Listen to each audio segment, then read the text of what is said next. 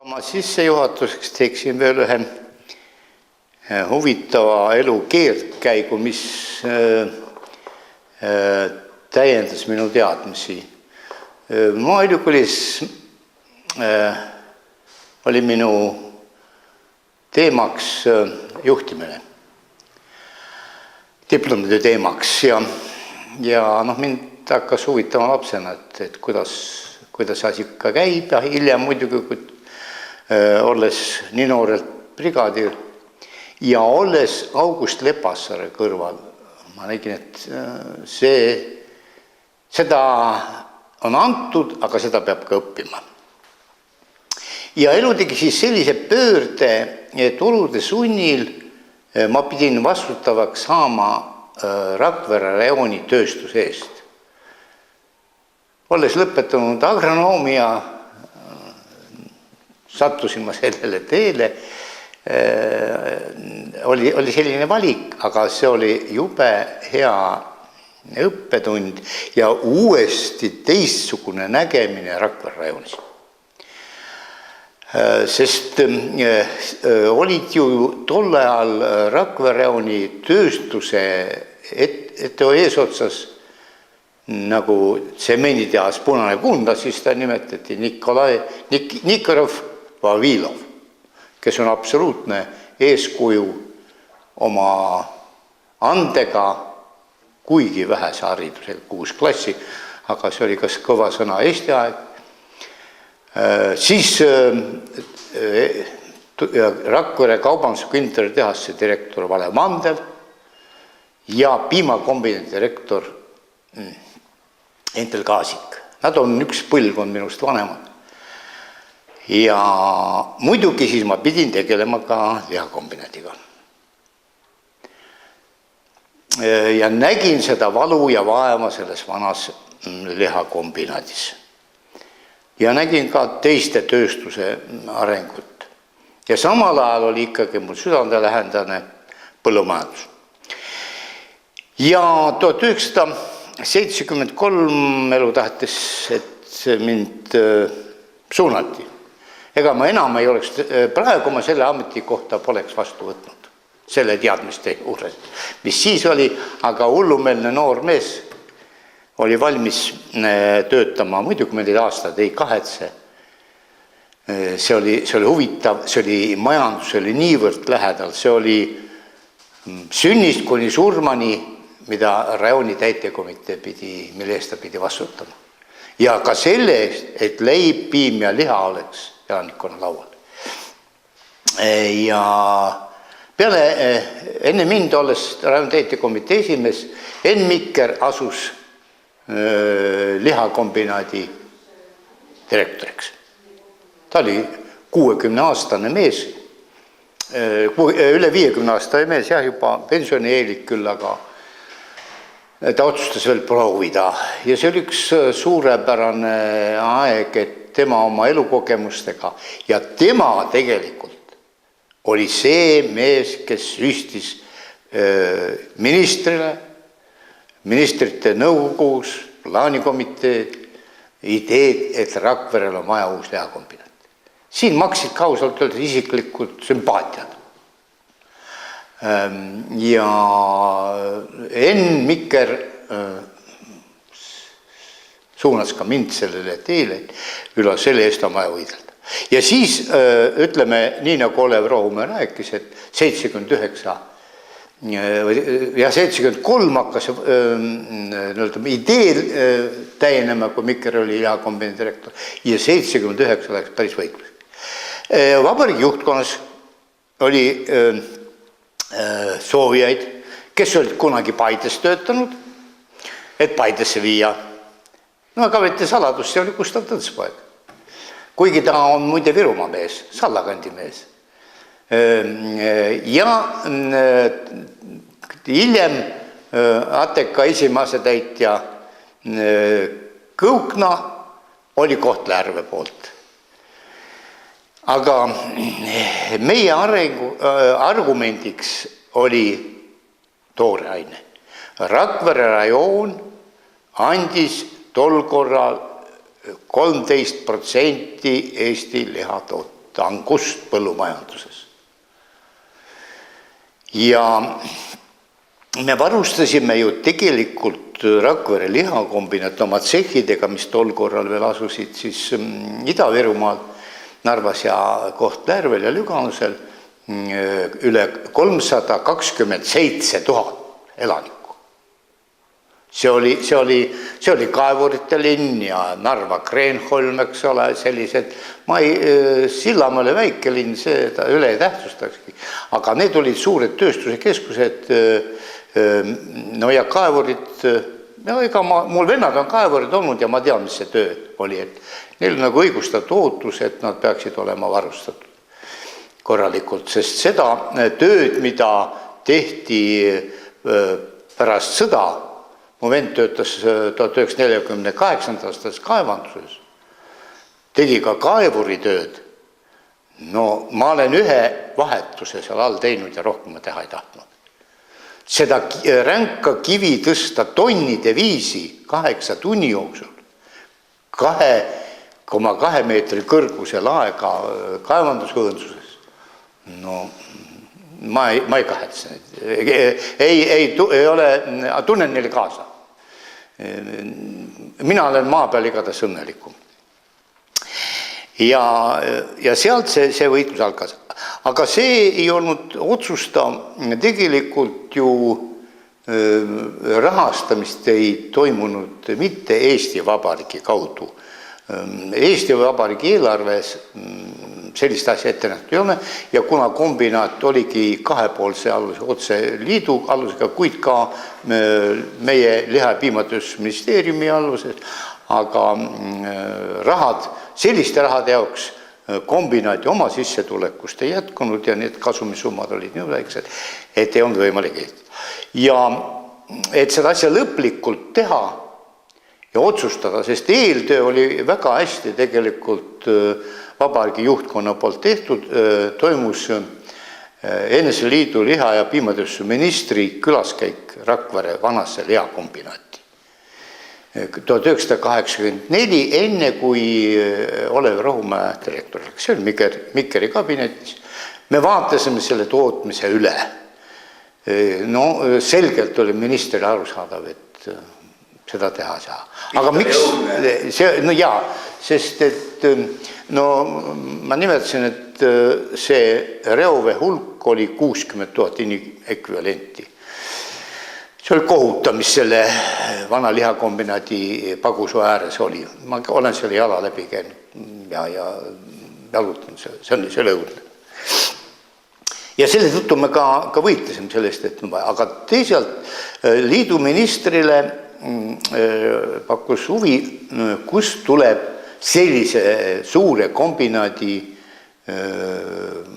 tooraine. Ja Rakvere rajoon toodang, lihatoodang oli 32 000 tonni eluskaalus ja kombinaat vajas circa 450 000 tonni olemas, et üle poole oli meilt saadav. Ja ma selgitasin, et ei ole mõtet vedada otsas mõttes sõnnikut ja toorainet kilomeetrite taha, vaid see sobib siia.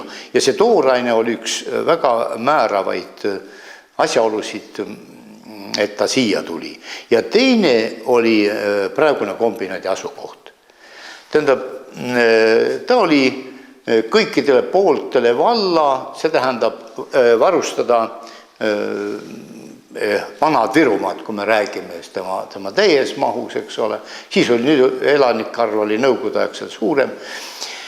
Ja muidugi oli ka tagavara see, et Rakvere lihakombinaat vajadusel andis ka üleliidulise fondi liha. Raudtee lähedal, gaas lähedal, sadan lähedal, kõik ideaalsed tingimused.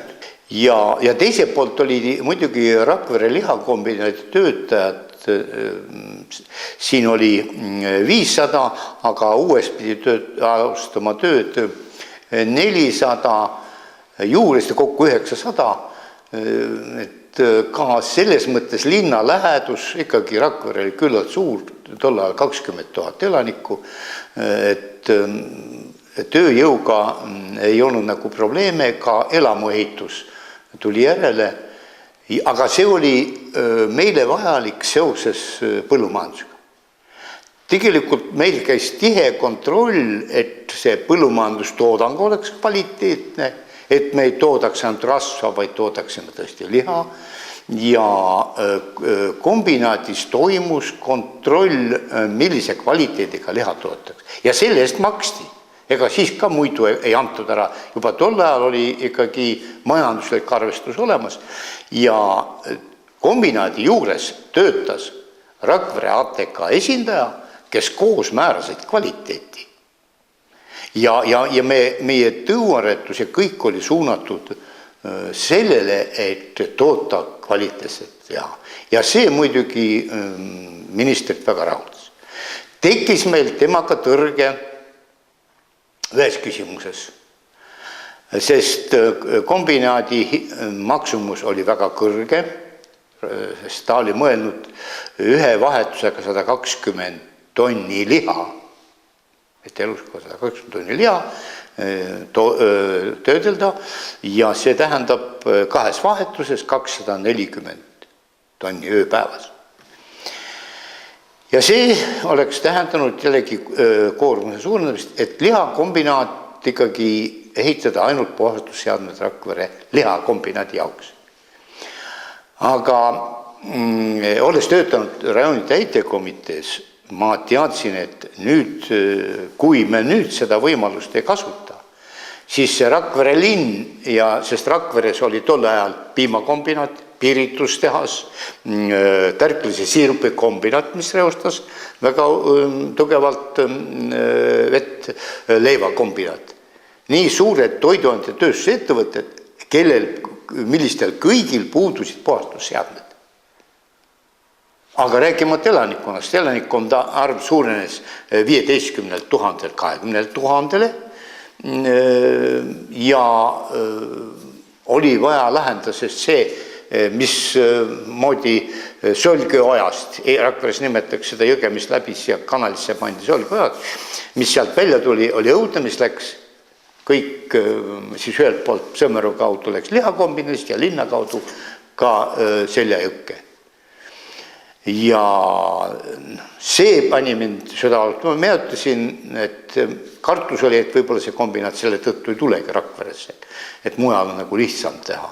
Aga tundus, et mujal see moment ei on, ja ministrile oli siis minu sõna rajooniorganite nimel, et kas lihakombinaat ja koos linnapuhastusseadmetega või mitte midagi. Minu natukene ikkagi võttis mõtlemist küll, et milline tuleb vastus. Aga vastus tuli jaatav. Ja tänu, et ka Moskvas vahel mõnikord olnud väga, väga mõistlikke inimesi. Aga see oli ka muidugi lootus, ma olin juba Soomes käinud, näinud kaasaegselt puhastusseadmed, et me ei tee mitte Nõukogude Liidus välja toodud tehnoloogia järgi, vaid teeme Soome tehnoloogia. Ja need Rakvere puhastusseadmed, mis nüüd teenendavad ju ka ümbruskonda, on ehitatud Soome projekti järgi, Soome suurlinnade projekti järgi, sest arvestame, et siin on tegemist 100 000 inimekvivalendiga, kui me kogu koormuse arvestame. Nii et Tartu suuruse linnaga. Ja see oli lahendus. Ma tean ehitajad, kes seda ehitasid, seda tehti südamega. Ja ma arvan, et need tänased võtted näitavad ka, milline oli mastaab. See oli hästi tehtud. Isegi käis seda ehitust kontrollimas. Ma isiklikult teda saatsin, Soome siseminister, kellel keskkond nagu ka allus. Et see oli meeldiv ja nad tundsid ka rahuldust, et ikka hõimurahvastega saame koostööd teha seal. Nii et sellel Puhastusseadmetel on küll ja kombinaadil ikkagi väga oluline osa Rakvere rajooni komplekssel arengul. See on praegu ümbruskonna valdadele, linnale on kõik. Muide, selle hea töö tulemusena on Rakvere vesi vee poolt elanikkonnalt kogutud reovesi ja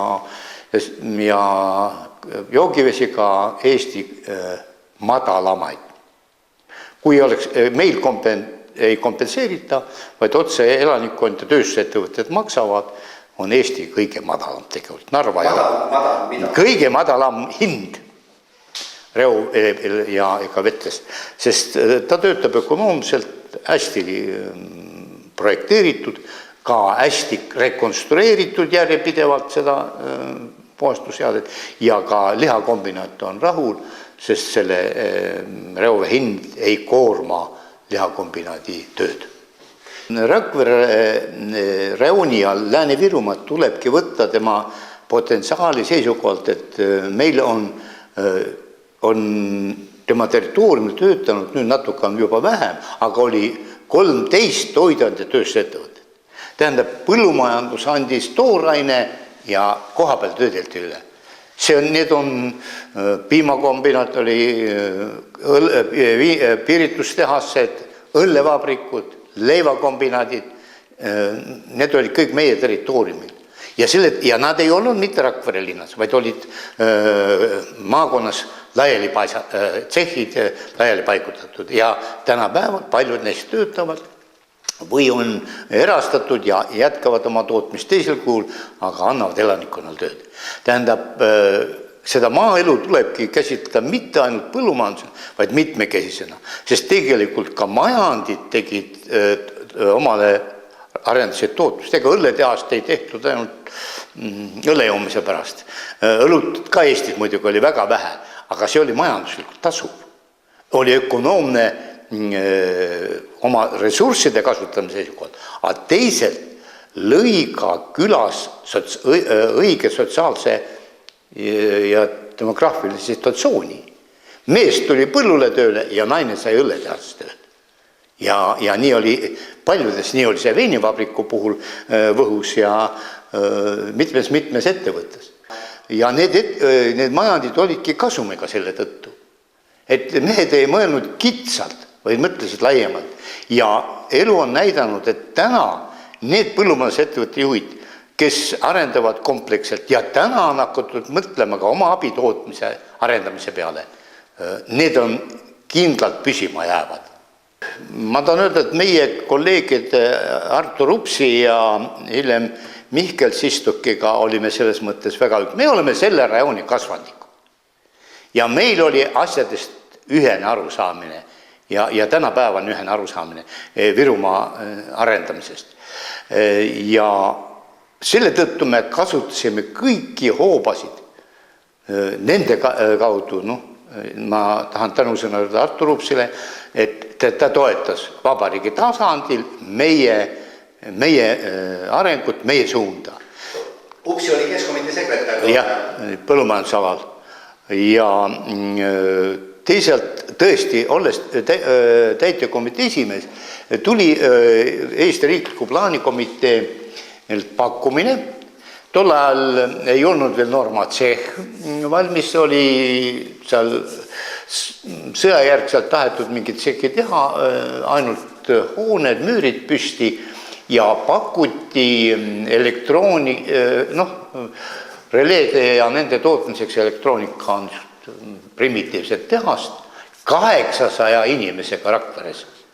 See oleks tähendanud 3000 inimese juurdevõtmist ja kas siis maa tühjendamist või toomist teistest liiduvabariikidest. Rakvere rajoonis 20 aasta jooksul elanikkonna koosseis ei muutunud. Ja see oli teadlikult, et me oma jõududega püüame tulla. Muidugi tuli majanditesse, lõpetasid ülikoolid, pöördusid tagasi ja meie palgatase võimaldas häid spetsialiste vabariigis tankida küll. Seda me tunnistame, aga see oli majandusliku mõtlemise tulemus. aga ma mõtlen veel, siia tahaksin ma juurde tulla, et see on ka majanduslik mõtlemine. Praegu ka Rakvere vallas me oleme nii palju kui võimalik teid korrastanud, vanu parandanud ja ka täiendavalt asfalteerinud külade vahelisi, kus palju elanikkond. Tegelikult selle kruusatee hooldamiseks ei lähe väga vähe vahendid. Esiteks, ega Lääne-Virumaal head kruusakarjääri või kruusa hankimise võimalust ei ole. Kui ta on väga savine, siis sellest on tee peale väga kahjulik panna ja ei paranda üldse teed. Nii et siin on see majanduslik mõtlemine, me nagu õigel ajal oskasime need ressurssid ära kasutada ja nüüd korras hoida on juba palju lihtsam. Kahjuks vahepeal perioodil, kui rahad nagu otsa lõppesid ka Eesti Vabariigil ja valdadel ei olnud raha, et osa teid lagunesid, aga nüüd on juba jälle järje peale jõutud. Nii et ka majanduslikult tasub see ükskord see kulutus ära teha ja ta tuleb odavam, kui ainult kruusaga parandada teid. Aga vahel me jäime ka bürokraatide hätta.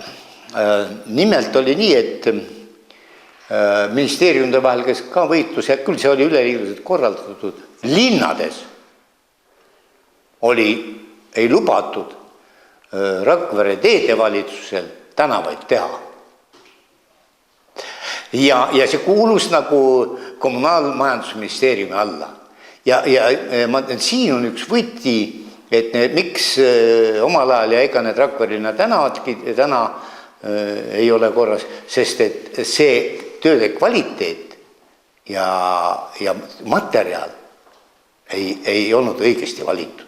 Ja see ei olnud mitte ainult Rakvere, aga see on nende väikeste maakonnalinnade häda ja täna ka valdade häda selles mõttes, et osa teid kuulub vallale ja see on valla asi, kus selle tee korda saad.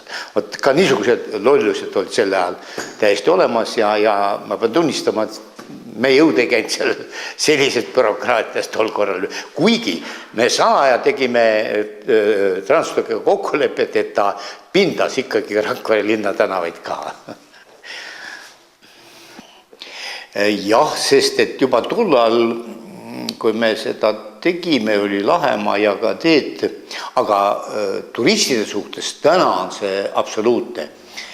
Vaadake nüüd juba Võsul, kui suveti elan, on ikkagi sakslaste, soomlaste turism väga kiiresti arenenud, sest sakslane tolmusele teele ei lähe. Ja mõisate puhul samamoodi. Nii et turismi seisukohalt, aga ma arvan, et meil on ka hea arengutendents selles mõttes, mida me praegu maakonnas ja valdades on välja töötatud kergliiklusteede arenduskava. Rakvere linnal, Rakvere vallal, Sõmerul ja Vinni vallal ongi praktiliselt ühine projekt, kuidas seda arendada. Ja see on nüüd viimaste aastatel kiiresti arenenud. Täna ehitame juba Lepna poole kergliiklusteed, aga Rakvere linna ümbruses toimub see väga kiire areng. Ja me tahaksime seda arendada, sest tänapäeva turism, ütleme, 90 mõtlesime, et kõik on autoga. Aga tänapäeva turist tuleb Võsule või tuleb tulevikus näiteks meil Artnale oma karavaniga ja jalgrattaga mööda kergliiklusteid naudib seda kaunist loodust. Ma arvan, et see oli 60 aastate lõpul kindlasti, kui teadlased ja Eesti Looduskaitse Selts seda mõtet hakkas arendama ja kindlasti see idee viidi Edgar Tõnuristini, kes sellest haaras kinni ja ma usun ka, et tervikuna Eesti NSV juhtkond toetas seda mõtet. Lahemaa rahvuspark tema alguses oli dilemma ees, kas ainult piirduda loodusega või kogu selle omapäraga, mis selles nurgas on. Oli ka Eestimaa peal teisi valikuid, kuid langes lahe maa kasuks, sest Eesti oma põhiolemuses on ju lahest merest sündinud maa. Pandiveres oli vast kõige hilisem tõus Pandivere kõrgustikult, nii et selles mõttes ta sobis.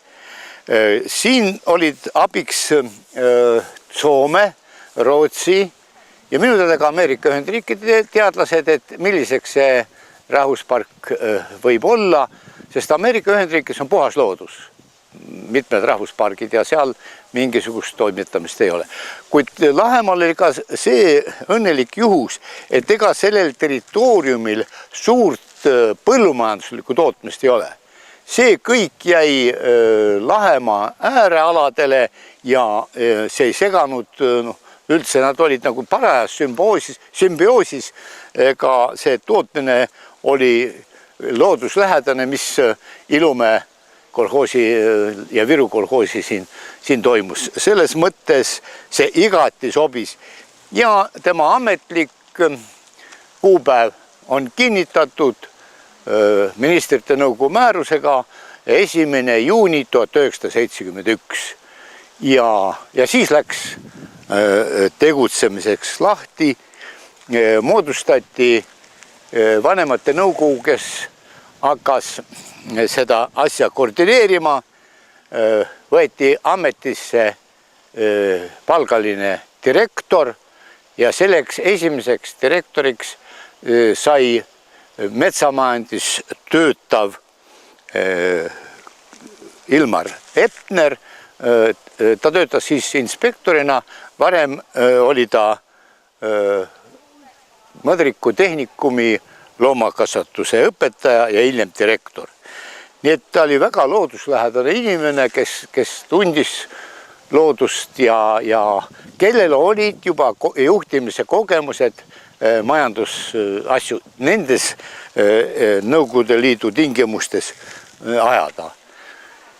Nii et siis algas aga mõttevahetusi. Siis moodustati teadlaste grupid, kes hakkasid loodust, arhitektuuri, kodukultuuri, kõiki erinevaid tahke uurima. See oli erinevate grupi ja selles osas on täielik kirjandus olemas. Nii et siin ei toimunud midagi juhuslikult. See oli täiesti põhjendatud mõttevahetuses, vaidlustes tekkinud. Ma mäletan ka selle mõisa taastamist iseendalt, et siin oli veel kõrvalehitusi.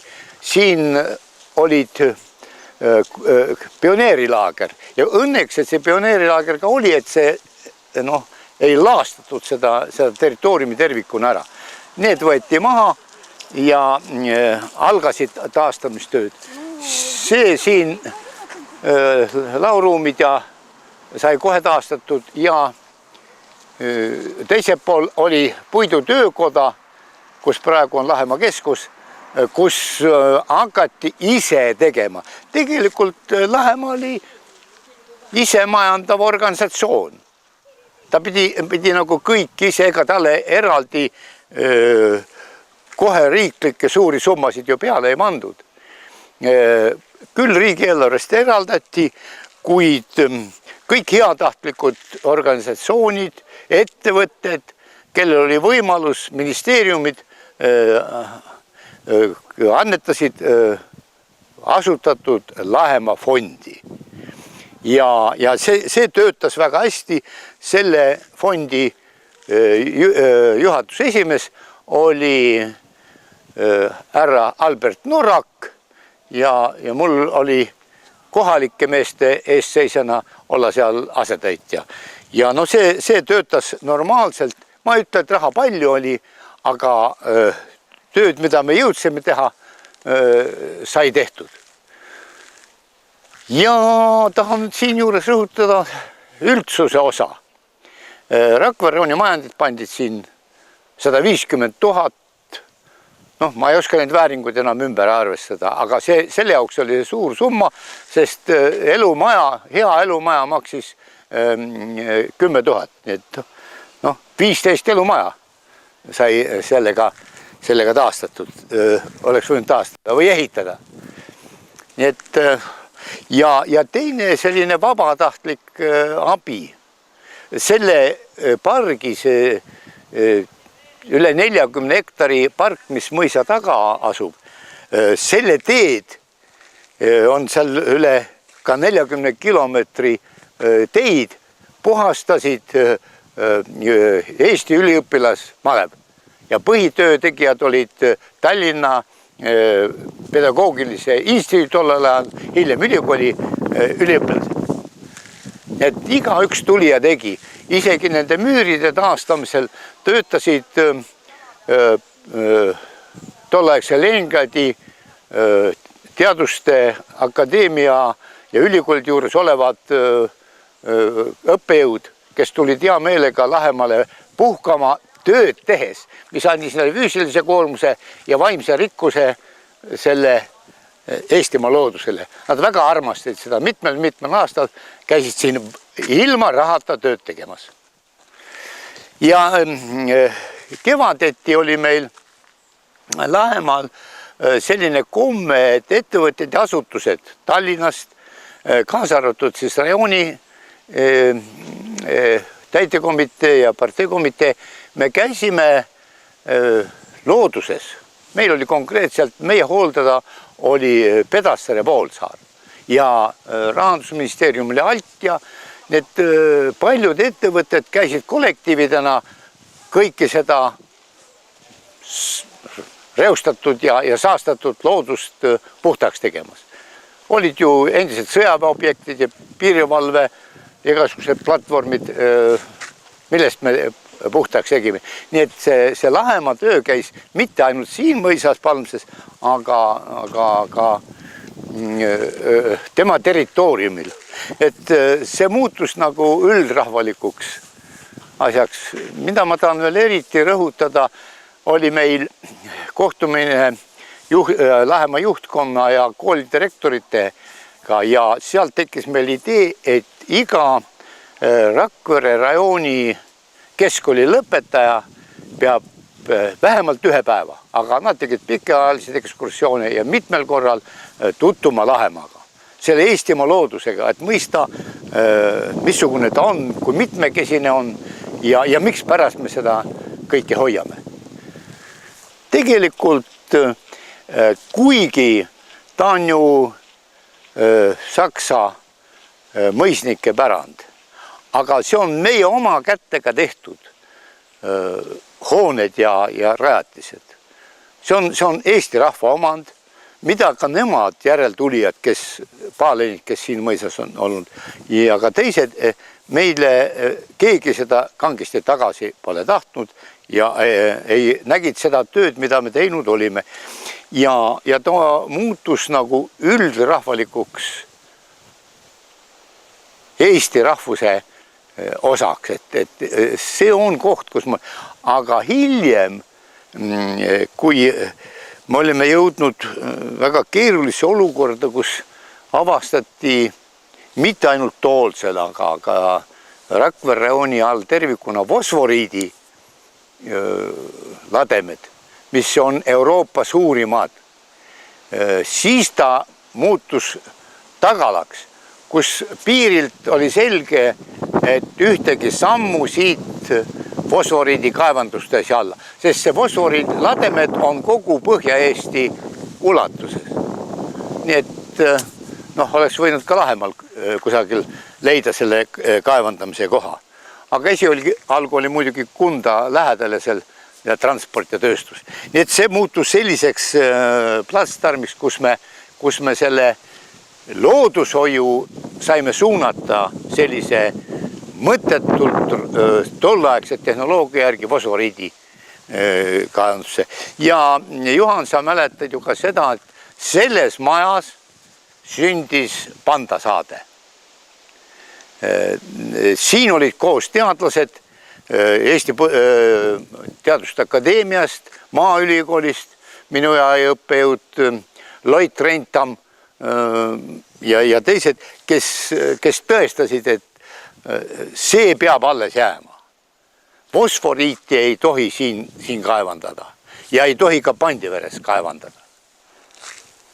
Nii et selles mõttes on ta küll Lääne-Virumaa jaoks ajalooline paik, mis aastakümneteks suutis säilitada kuni suurte pööreteni meie elu ja ma arvan, et seda osatähtsust vahepeal ei mõistetud. Siit sai nagu hoogu, ma ütlen, et algusega hoogu Eestimaa uus ärkamisaeg, sest loodushoius looduskaitse selts 50. aastatel juba äratas seda mõtet, et seda killukest Eestimaad, mis eestlastele on ajalooliselt sajandeid pärandatud, et seda me peame hoidma. Ja selles suhtes on suured teened Jaan Eilastil, kes oskas kõiki ühendada. Ma mäletan Eesti esimest siinmail suurt sündmust, see oli Eesti Looduskaitse Seltsi kokkutulek siin pargist paremal, Kuradikivide lähedal. Nii et see oli sajad ja sajad inimesed, kes tulid sellele kokkutulekule näha, mida siin juba tehtud on ja mida siin teha tahetakse. Üks teine sümboolne koht, see sama koht, on siin alguseks, hiljem on ta nimi muutunud Viru Särule. Ja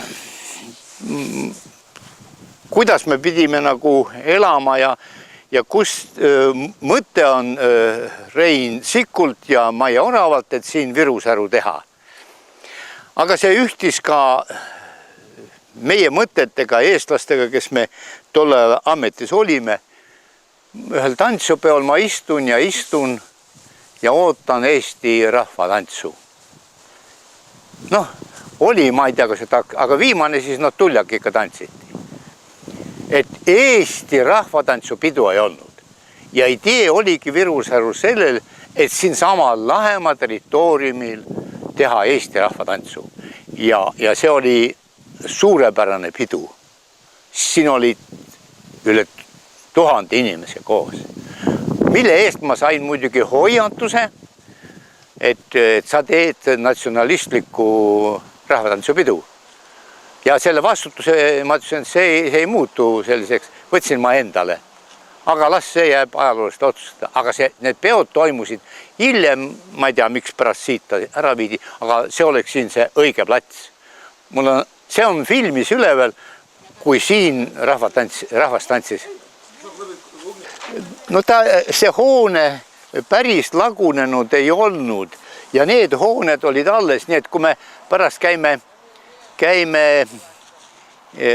Sagadis, siis Sagadis oli tühi ümbrus ja üks kõrvalhoone all. Õnneks need hooned, nad ei olnud mitte sellist seisus, aga hakkas kiire taastamist uued katused peale ja ma ütlen oma puidutöökoda ja siis sai kiiresti kohta. Siis sai valitseja maja korda ja ühe momendi tahaksin veel öelda, mis me tõime siia sisse, sest Ilumäe kandis, siin oli palju lapsi ja asutasime algkooli. Ja see oli suurepärane, muljet avaldav kõigile, kui me pidulikke sündmusi tegime siin, et tulevad selle maja lapsed, kes käisid siin koolis ja tulid meil esinema. Need on unustamatud muljed, mis andsid meie inimestele väga olulise osa. Mul üks huvitav meenutus veel, kui ma olin rajooni täitekomitee esimees ja võtsime kätte külanõukogu esimeste algatusel, ütlesin, et aga me ise pole Lahemaal käinud. Me tegime terve päeva tõsist tööd Ilmar Repneri juhtimisel, giidide abiga neile ja siis nad olid, kui õhtu me siit hilja lahkusime, nad ütlesid, et see oli uskumatu elamus, mida meie, nad elukogenud inimesed juba said ja nad muutusid siis täiesti Lahemaa patriootideks, terve rajooni külanõukogude juhid. Me räägime siin Lahemaal ka kultuuride segusnemisest, sest kui me räägime siin ju praegu meie Lääne-Virumaa territoorium kolmest mõisast, siis mitte legend, aga tegelikult toimus ka Põhjasõja järgselt oli Eestis 7 nälja-aastat. Ja ega siis mõisnike seas oli ka ettenägelikke tarku inimesi. Võib-olla ka sellised inimesed, kes arvestasid, et tööjõudu ei ole mitte ainult 1 aasta, vaid pidevalt mul vaja. Ja seesama Lahemaa või Palmse mõisa põldude peal on üks väga huvitav ajalooline mälestusmärk. Tegelikult oli neid 9 kangrut, kivikangrut. Sellel nälja-aastatel nimelt talunikel või mitte siis talunikel, ainult ka mõisatöölistel ja saunikel, kes kaugemal elasid. Nälg oli nii suur, et nad sõid viljaseemne ära. Ja Paalenite suguvõsa oli selline, kes kevadel andis uuesti viljaseemne, et nad saaksid toota vilja. Ja tänutäheks selle eest, et nad andsid elamise võimaluse, ellujäämise võimaluse. Talupinikud tulid vabatahtlikult korku ja korjasid mõisapõldutelt need 9 kivikangrut. Õnneks 2 on meil täna alles veel. Nii et ja ka kultuuri mõistes ajalugu tuleb võtta nii, nagu ta on, et üks ajajärk on olnud ja teist ei ole olnud. See on primitiivne lähenemine. Sellisel kuul ta on nüüd viimastel aastatel taastatud. Siin oli meil muruplats ja teerajad ja töötas seal kohvik. Need kõik on Lahemaa aeg taastatud, suppelmaja, rotund ja mõisaaegne kohvikoht. Mulle see hirmsasti meeldis, kahjuks nüüd enam kohvi seal ei pakuta. Nii et see ehitised taastas Lahemaa rahvuspark. Parki on kujundatud nüüd viimasel perioodil. Siit paremale jääb meil suur viljapoed. Ja see on rajatud meie teadlaste poolt soovitusega, et säilitada Eestis ellu jäänud läbi aasta sadade õunapuid. Ja see unikaalne kooslus on siin pargis säilinud. See on jällegi omapärane koht Põhja-Eesti tingimustes, kus kevadised ja suured talvekülmad ei hävita viljapuid. Nii et ta on selle tõttu ka meie loodusega seotud. Aga üle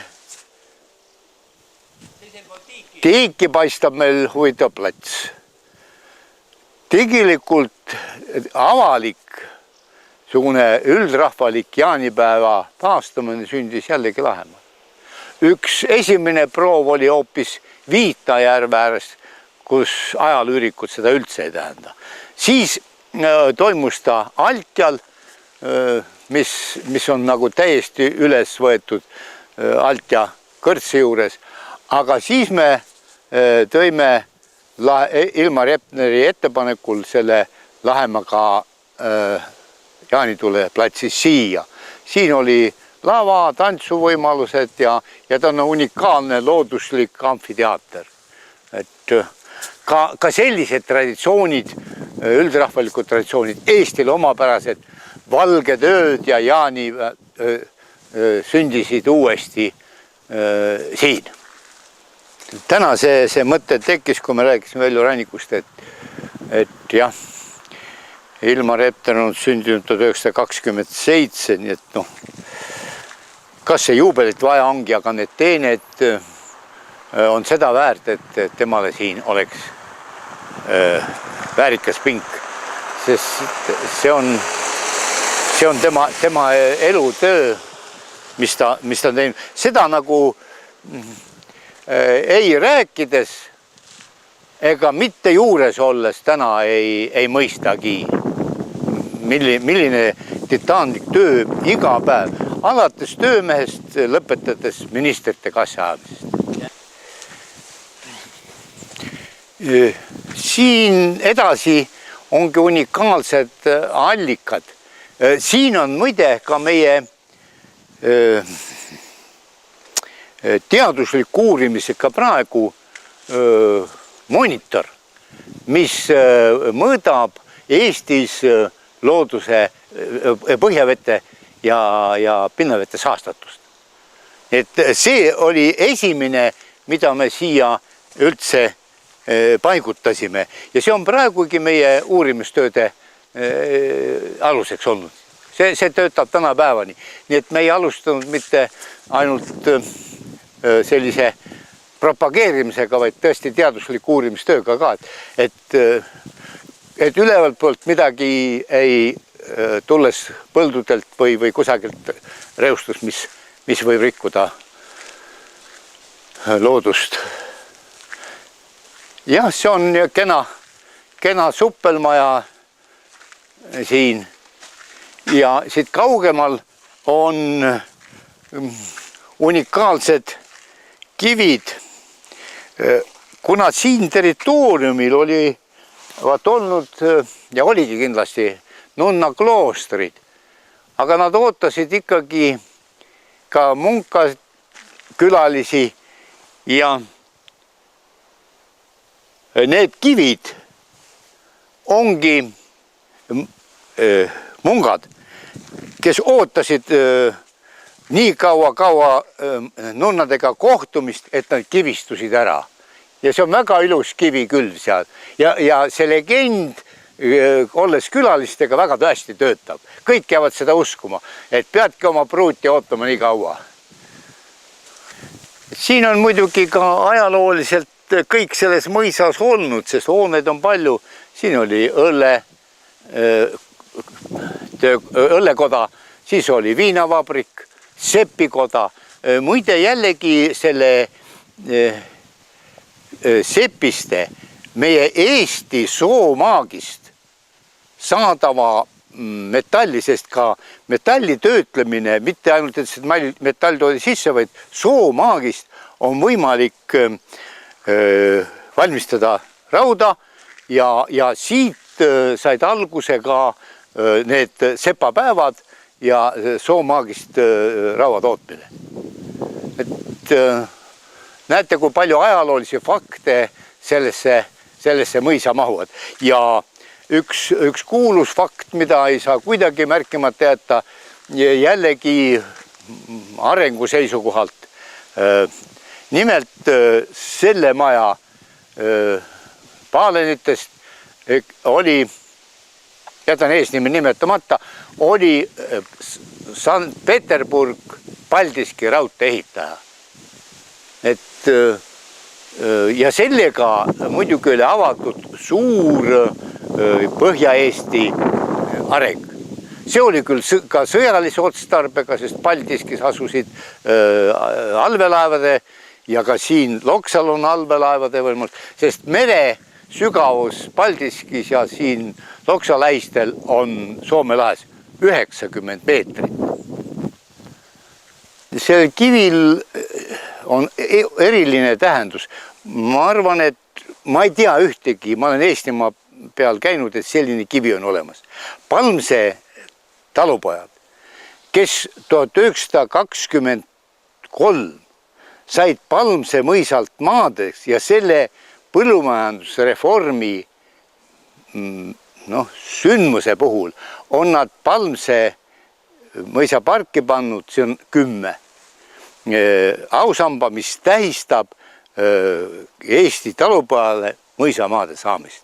See oli meie isade, minu isade vanuste unistus saada oma maa, oma talu, kuhu rajada hooned, et oma peret toita. Sest siis oli Eesti rahvast maal 72% suurte peredega ja see on tõepoolest sümboolne, tähistab ju täna, eks ole, oleme aastal 2013 ja siin on ka 3.